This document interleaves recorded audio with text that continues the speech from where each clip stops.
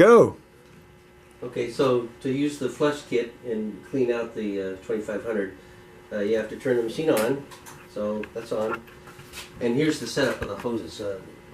We don't need the CO2 purging line, just the fluid in. And this is pressurized to about 30 psi.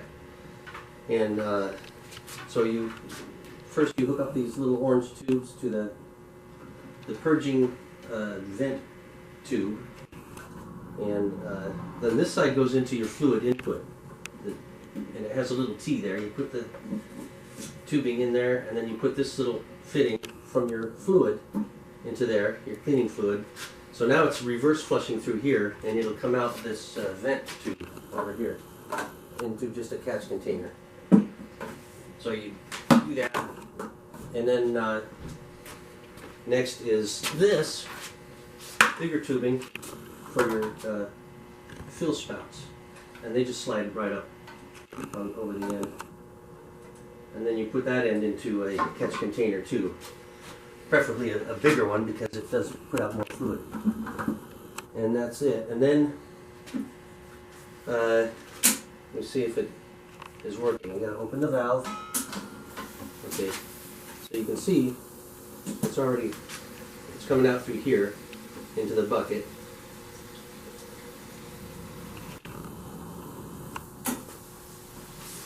And you can stop. Go.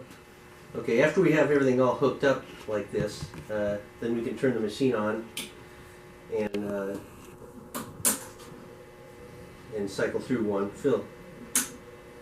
And now it's, we don't have, you won't hear it purging because there's no CO2, and so it should be filling at this point after I turn on the valve. Okay, there. Now you see it's coming out here, and then you hit the quick release button just to get it going through there, and you'll see the dial change. It is holding pressure. And what's a good idea is to open this all the way up so that it can flow through the this valve too, and clean this valve.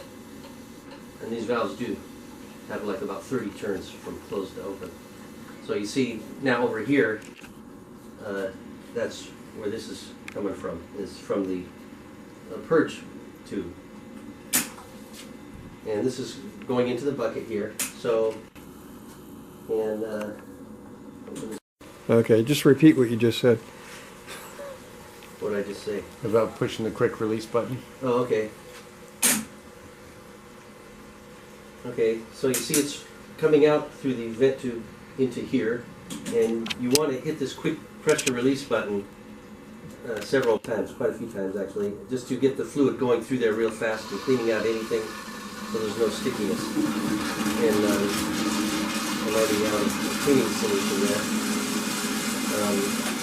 And basically that's the setup.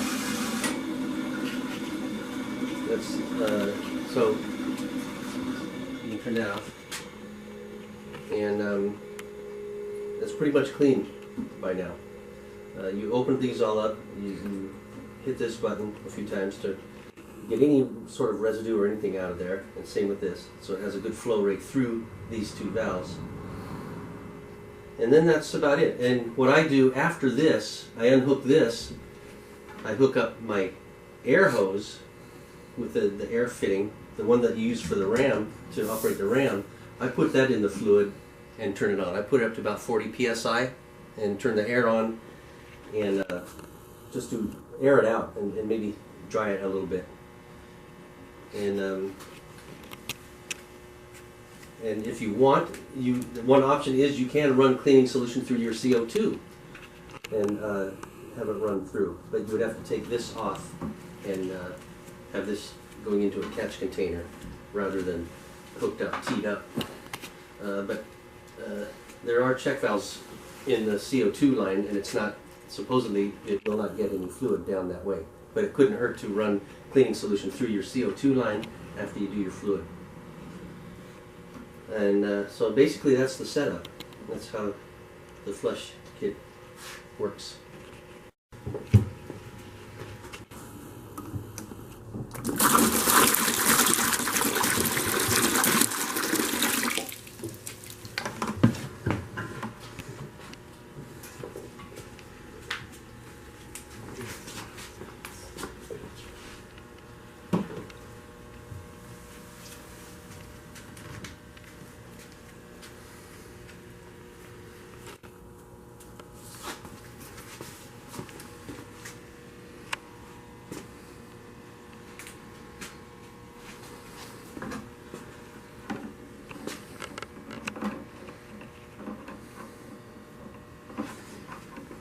Yeah, it's better to put the orange one on first.